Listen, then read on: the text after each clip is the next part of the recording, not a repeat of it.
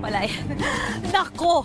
Bukod pala sa pasabog na performance noong weekend ay may mga kaganapan sa pagitan ng ating mga housemates. Ano nga kaya ang dahilan ng bigla ang pag-iwas ni Aljon kay Karina? At ano nga ang mga kwentong mabubuksan dahil dito? Yan ang pakatutukan nyo ngayong gabi. What's up, Philippines? And what's up, netizens? AG is back. Nagtagumpay tayo.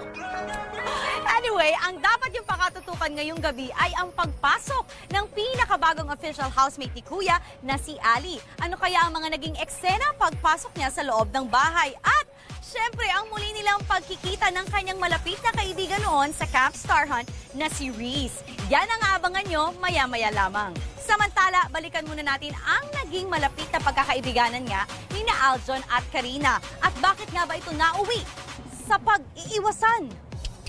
Narito.